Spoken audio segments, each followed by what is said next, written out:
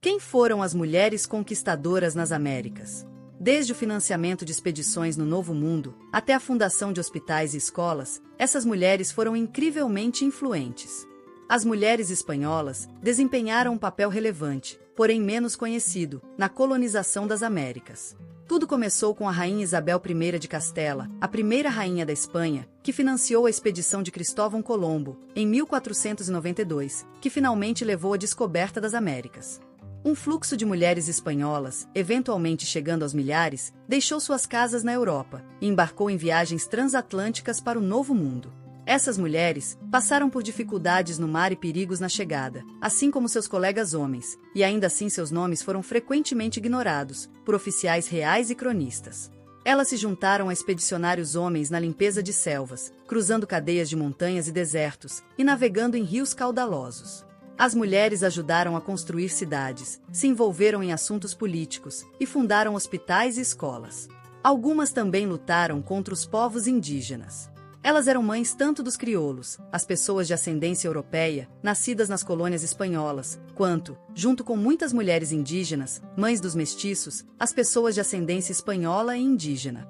Embora os nomes dos homens que partiram da Espanha, ao longo dos séculos XVI e XVII, sejam relativamente fáceis de rastrear, as mulheres que os acompanharam deixaram menos rastros de papel. De acordo com registros da Casa do Comércio em Sevilha, que cuidava de toda a administração em torno das expedições às Américas, havia 4 viajantes mulheres, entre as 1.500 pessoas, na segunda expedição de Colombo, em setembro de 1493. Maria Fernandes, serva do almirante Colombo, Maria de Granada, sobre quem não há mais detalhes, e as mercadoras Catalina Rodrigues, uma nativa de Sanlúcar, e Catalina Vasques.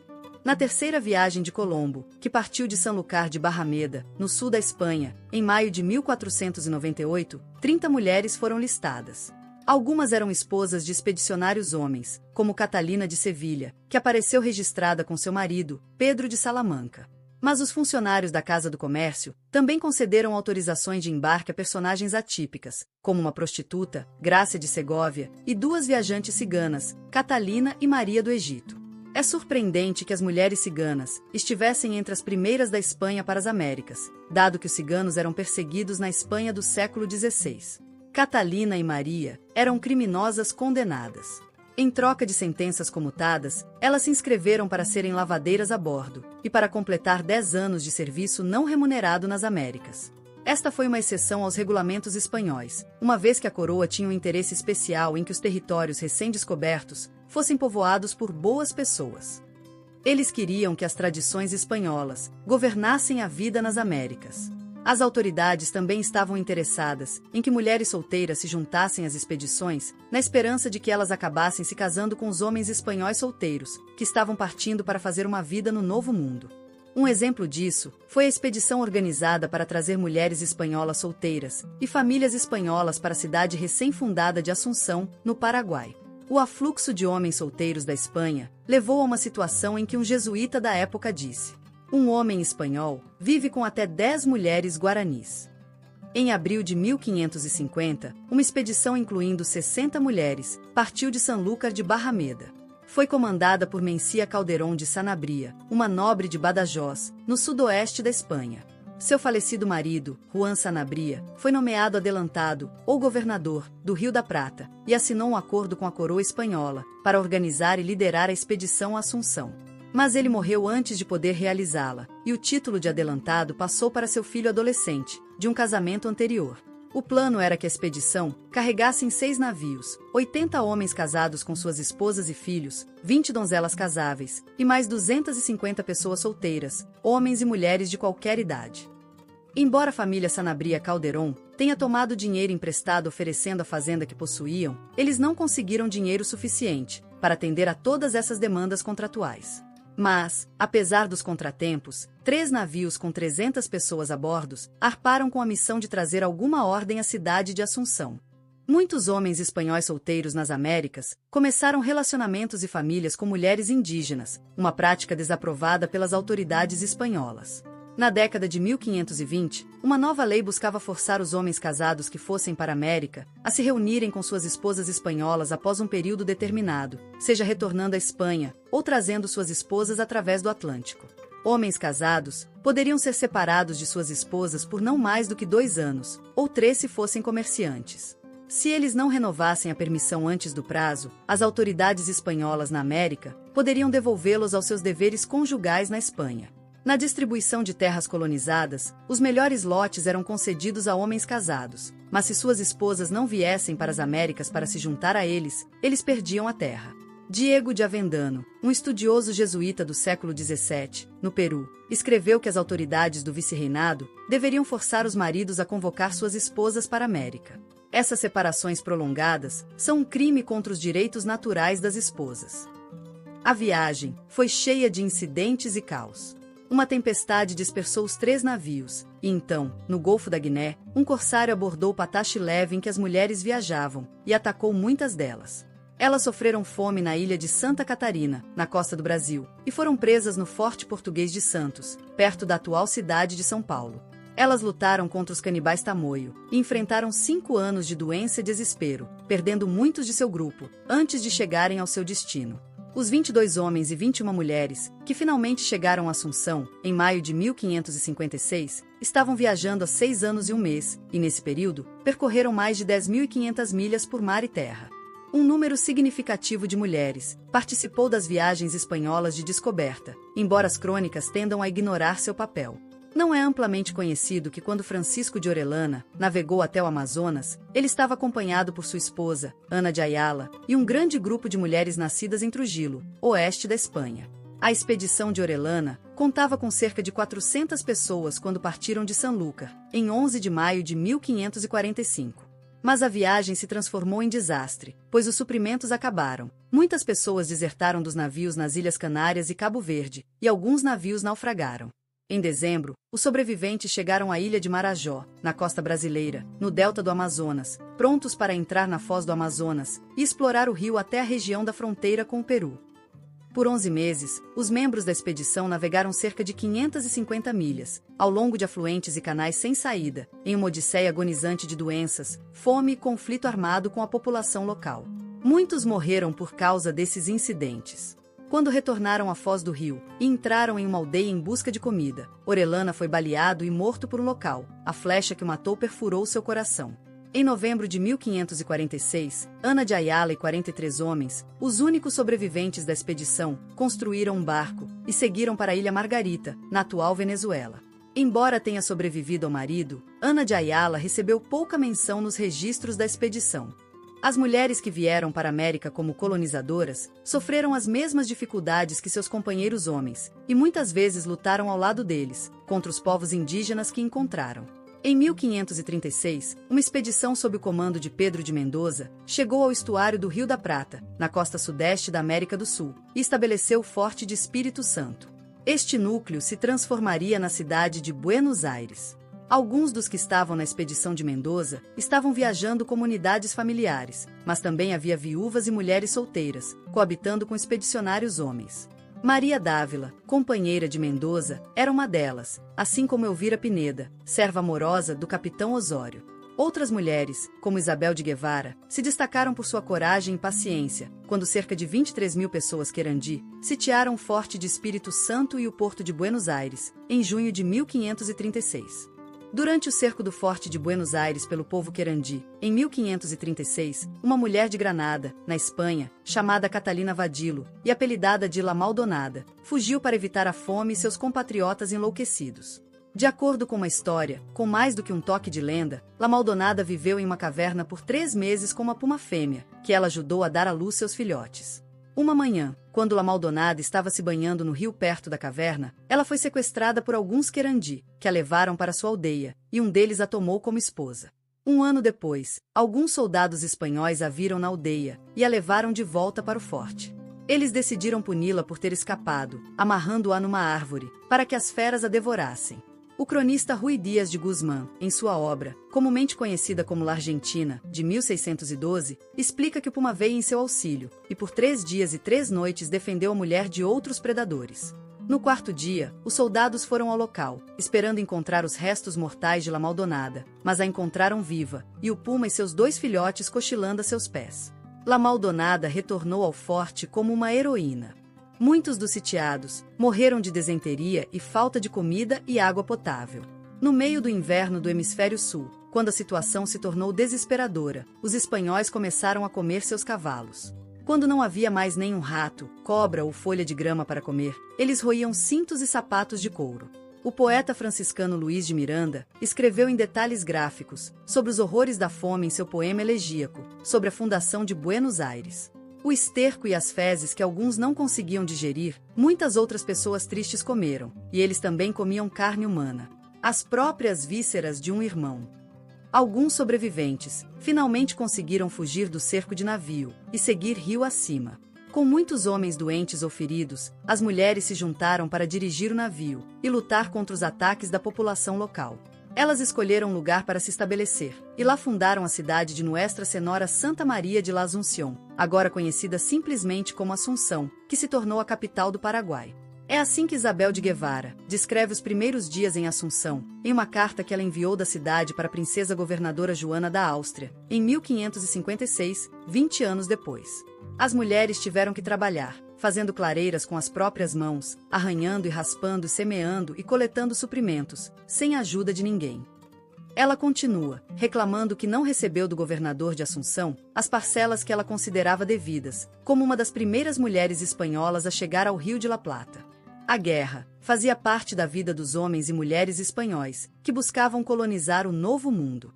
Algumas mulheres pegaram em armas, como Maria de Estrada, durante a conquista do México. Junto com Hernán Cortés e Pedro de Alvarado, ela entrou em Tenochtitlán, em 1519.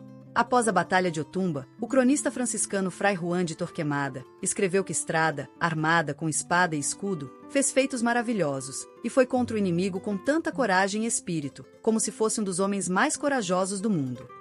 Ela então desempenhou um papel no abastecimento do exército espanhol, antes do ataque final à capital do Império Mexica.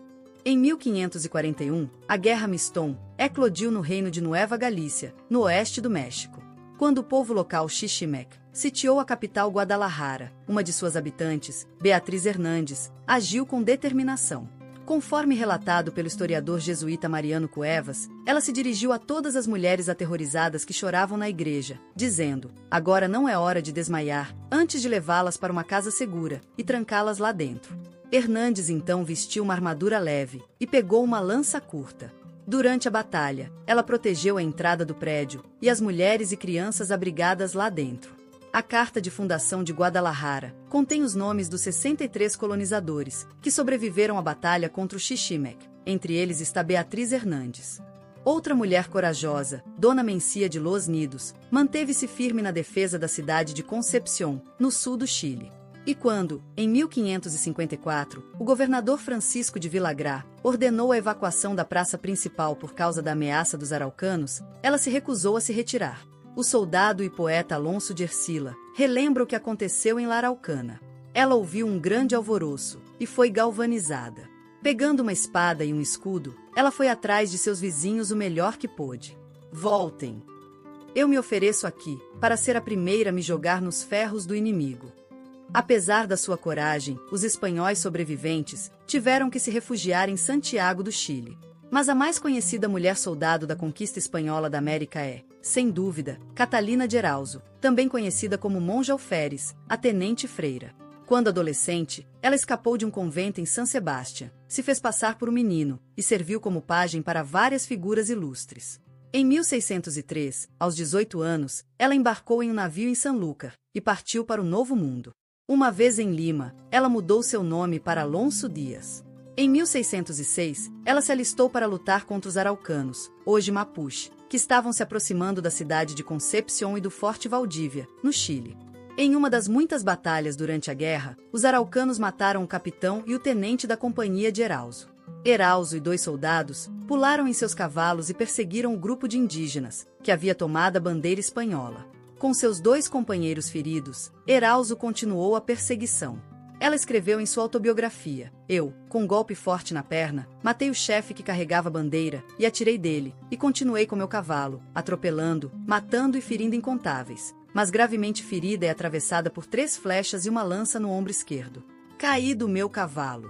Ela ficou naquele lugar com alguns companheiros por 9 meses, depois dos quais finalmente retornou ao acampamento espanhol com a bandeira. Foi então que Erauso obteve o posto de segundo-tenente. Ela não recebeu o posto mais alto, porque mandou enforcar o chefe em vez de entregá-lo para interrogatório, como o governador havia ordenado. Em sua autobiografia, Erauso conta como algum tempo depois, após uma briga, ela acabou contando sua história de vida ao bispo de Guamanga, perto de Cusco. A verdade é esta, ela disse. Tendo deixado o convento e mudado sua aparência para a de um homem, embarquei, contribuí, trouxe coisas, matei, feri, assediei, corri por aí, até parar no presente aos seus pés mais ilustres.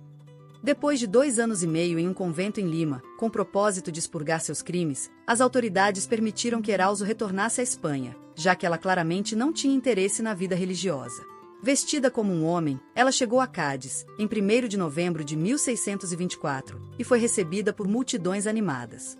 O rei permitiu que Erauso usasse o nome Antônio em vez de Catalina, e forneceu uma encomienda, uma parcela de terra administrada por trabalhadores locais, que não eram escravizados, mas frequentemente trabalhavam em condições abusivas, em Veracruz, no México.